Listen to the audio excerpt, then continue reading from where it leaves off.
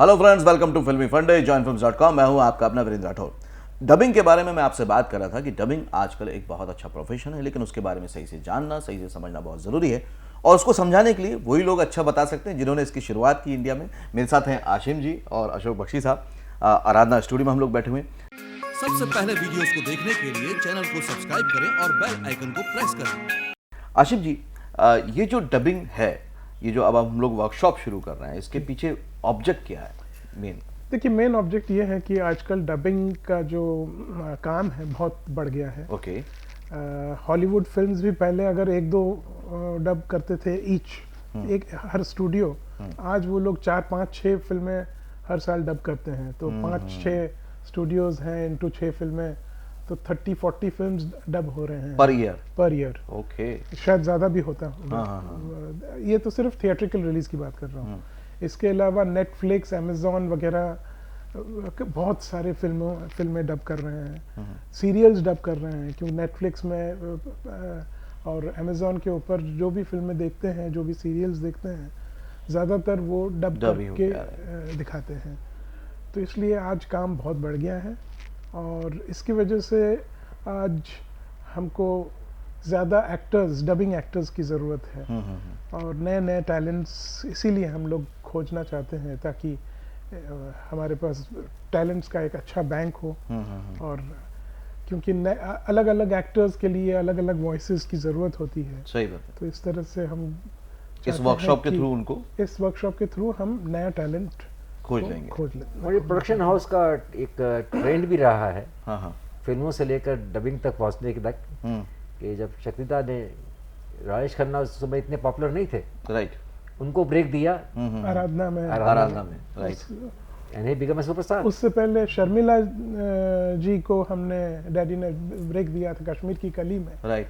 And मौसमी चटर्जी को अनुराग में डैडी ने चांस दिया था। और बहुत सारे एक्टर्स हैं जिनको, कैरेक्टर एक्टर्स वगैरह, जिनको हमने चांस दिया। और जो तो अब जो डबिंग के सुपरस्टार बनने वाले हैं उनकी तैयारी शुरू हो रही है। लेकिन हिंदी डबिंग भी तो आप ही के यहाँ से शुरू हुआ? जी, हम एक्चुअली फर्स्ट डबिंग हम लोग ने किया था आराधना हिंदी फिल्म का। अच्छा। उसको हमने किया था बंगाली में डब। ओके। और वो बहुत सक्सेसफुल हो गया। ओके। और वो सक्सेसफुल होने के बाद में कुछ सालों के बाद जुरासिक पार्क 1993 में वो लोग डब करना चाहते थे कि इंडिया वाज वन टेरिटरी जहाँ फिल्में डब नहीं होती थी, इंग्लिश फिल्में। जर्मनी में, फ्रांस में, इटली में वगैरह तो पहले से होती थी। तो फिर उन्होंने हमको अप्रोच किया और पूछा कि आप लोग डब कर पाएंगे? हमने बोला ज़रूर कर पाएंगे, क्योंकि हमको कॉन्फिडेंस था कि हिंदी से बंगाली कर पाया तो फिर इंग्लिश टू हिंदी भी हो जाएगा। तो जुरासिक पार्क फर्स्ट प्रोजेक्ट था और वो हम लोगों ने बहुत ही बढ़िया डबिंग हुआ और उससे ट्रेंड शुरू हुआ। और वो सुपर हिट हो गई, हिंदी में भी सुपर डुपर हिट हो गई। और उसमें जो मेन 2 एक्टर्स थे, शक्ति सिंह और गौतम आदर्श, वो लोग एकदम टॉप के डबिंग एक्टर्स भी बन गए। और उसके बाद उनको टेलीविजन सीरियल्स में बहुत काम मिला। उस टाइम वो बिल्कुल फ्रेशर थे, एकदम फ्रेश थे। Oh great. तो उसके बाद वो लोग very successful television actors, television serials में काम करते हैं। आज वो नामचीन एक्टर्स बन गए। कुछ और नाम बताएंगे जिनकी शुरुआत आराधना स्टूडियो से? शुरुआत तो मैं नहीं कह सकता, वो करते थे, सीरीज करते थे, कार्टून नेटवर्क करते थे। उसमें एक लड़की है समुद्री शुक्ला करके, okay, she used to do only series और कार्टून नेटवर्क, मतलब टेलीविजन सीरियल्स वगैरह का ही डबिंग करती। उसको हमने फिल्म में ब्रेक दिया। तो मैंने उसका डबिंग बहुत अच्छा लगा था मुझे। मैंने उसको फिर वॉइस टेस्ट लिया ब्यूटी एंड द बीस्ट। अब beauty and the beast was a very big, बहुत बड़ी फिल्म है डिज्नी की। तो उसमें टेस्ट लिया और डिज्नी वालों को पसंद आया। तो शी परफॉर्म्ड, टेरिफिक परफॉर्मेंस दिया उसने। तो इसका मतलब ये हुआ कि आप शुरुआत में चांस भी देते हैं, जैसे जैसे as an actor, as an voice actor वो ग्रो करता है तो आप आगे भी उसके लिए सोचते हैं। बिल्कुल। हमारे यहाँ जो भी काम करते हैं वो हमारा फैमिली बन जाता है। राइट, ये तो शुरू से। मुझे आपको बता दूं कि बहुत से डबिंग आर्टिस्ट, क्योंकि I am a dubbing supervisor for Amazon, तो मैं अलग अलग स्टूडियो में जाता हूँ। तो जब मुझे वो बच्चे वहाँ मिलते हैं तो खाली good morning sir, good evening sir बोल के निकल जाते हैं। पर यहाँ जब आते तो दे आर वेरी डिफरेंट। तो मैंने एक से पूछा कि भैया तुम वहाँ तो बिल्कुल मुँह छुपा के भागते हो और यहाँ तो सर सर सर ये करना करना, मेरे कहते हैं सर वो हमें कॉर्पोरेट हाउस लगता है और ये हमें अपना घर लगता है। बोले ये फ़र्क है, ये फ़र्क है, ये कि फ़र्क आप हमें फील ही नहीं होने देते, ना वो टेंशन देते हैं, ना कि हमें डर लगता है कि पता नहीं हमसे गलती हो जाएगी।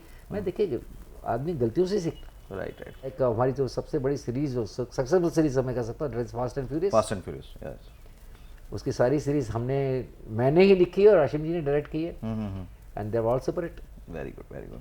तो ये शुरुआत में तो हर एक आदमी थोड़ा झिझकता है, पर एक बार आप ट्रेन हो जाते हैं डबिंग में, फिर आप अपनी वॉइस भी चेंज करना सीख जाते हैं, उसमें परफॉर्मेंस लाना भी सीख जाते हैं और ऑन टाइम परफॉर्म करके निकल भी जाते हैं। सो फ्रेंड्स, ये जो जॉइंट फिल्म्स की आराधना स्टूडियो के साथ एक जॉइंट वेंचर हुआ है कि हम लोग एक डबिंग वर्कशॉप ऑर्गेनाइज कर रहे हैं, रेगुलर वर्कशॉप करेंगे।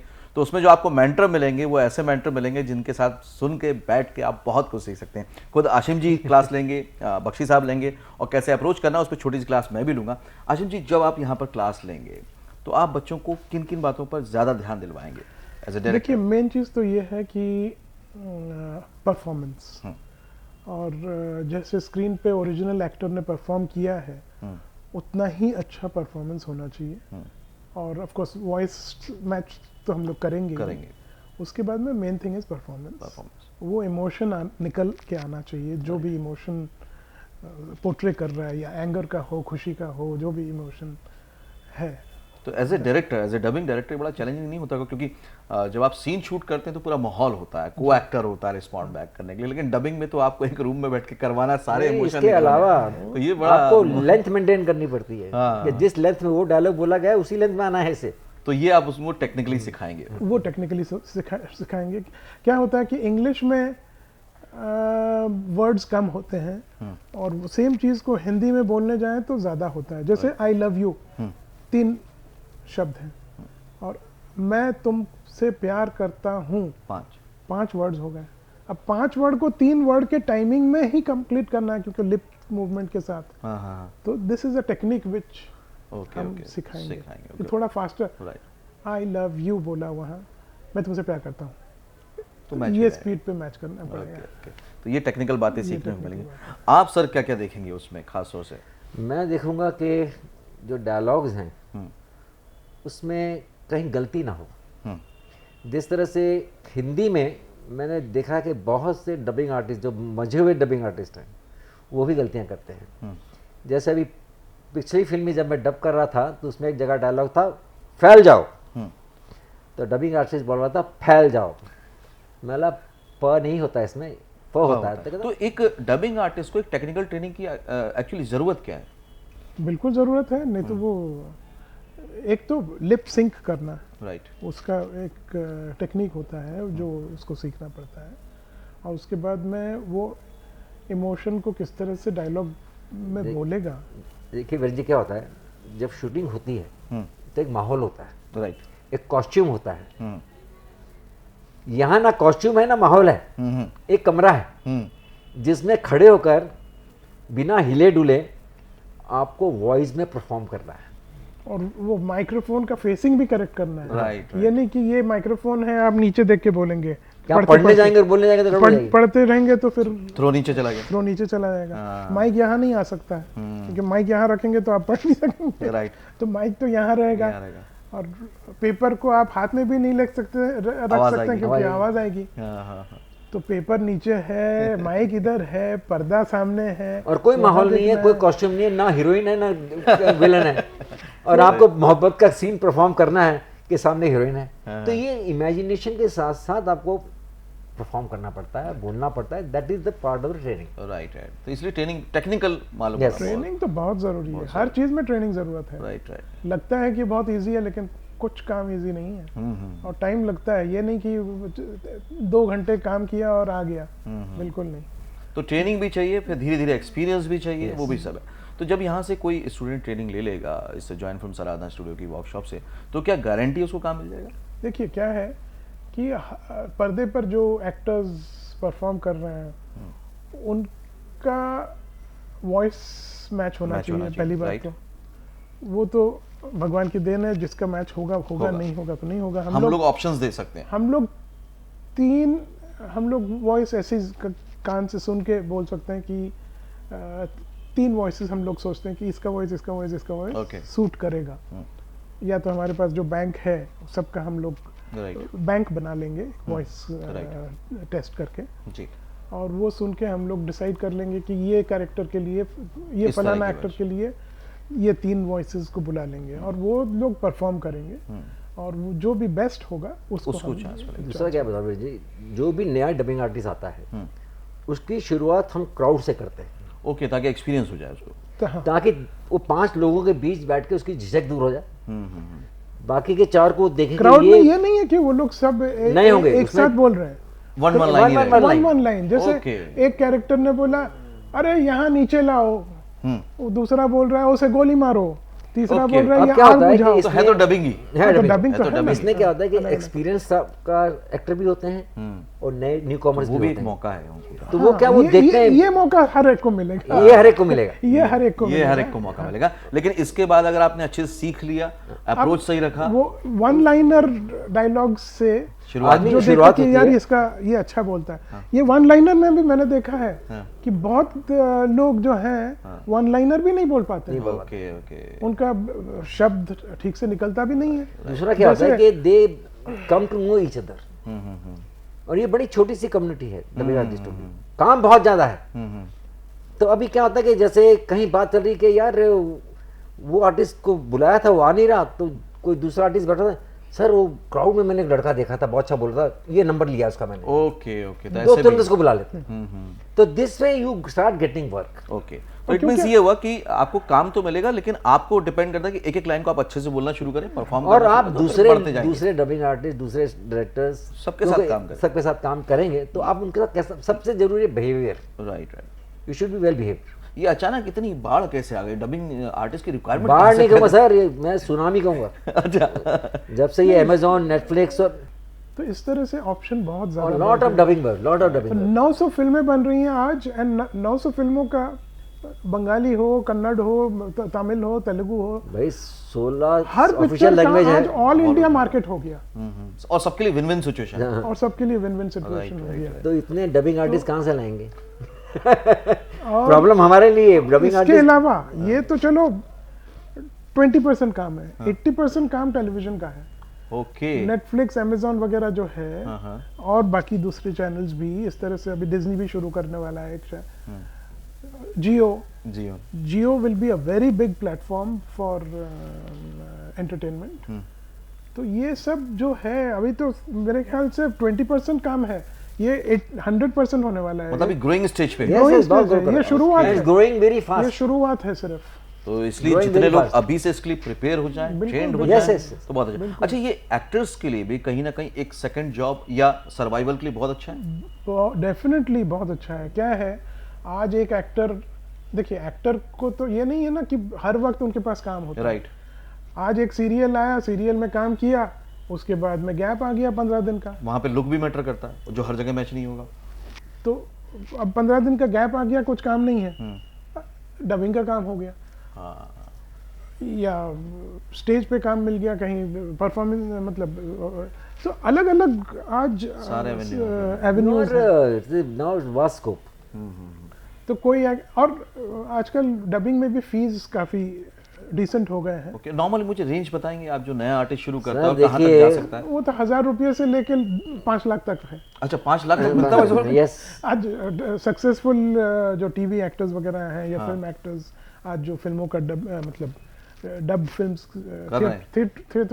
थिएट्रिकल फिल्म्स का डबिंग करने आते हैं, 5 लाख तक भी है। नॉर्मल है वो। अच्छा, मैंने ऐसे मांगते जैसे 5 रुपए मांग लिए, ओके, ये सर ठीक है 5 लाख दे दीजिए। मतलब अब ये सिर्फ एक नॉर्मल प्रोफेशन नहीं रहेगा, ये एक अच्छा प्रोफेशन हो गया। अच्छा रेगुलर प्रोफेशन। रेगुलर प्रोफेशन हो गया। आज देखिए ना, अमिताभ बच्चन ने भी तो डब किया ना एक फिल्म का, अक्षय कुमार ने किया, वरुण धवन ने किया, फिर रिसेंटली जंगल बुक नेटफ्लिक्स पर था, तो उसके लिए अनिल कपूर, करीना कपूर, अनिल कपूर, संजय दत्त, अभिषेक जैकी कपूर, श्रॉफ, जैकी श्रॉफ, सब लोग ने डब किया। सो फ्रेंड्स, ये जो डबिंग वर्कशॉप है, अगर आप लोग एक्टर हैं या आप चाहते हैं कि इस डबिंग प्रोफेशन में जाएं, तो एक बहुत अच्छा प्रोफेशन हो सकता है। अब मैं आपको अंदर चल के स्टूडियो में दिखाता हूं कि किस तरह से डबिंग की जाती है। डबिंग के ऊपर पहले भी मैंने बहुत सारे वीडियो बनाए हैं, उनको जरूर देखिएगा ताकि आप इस प्रोफेशन को बहुत अच्छे से समझ सकें।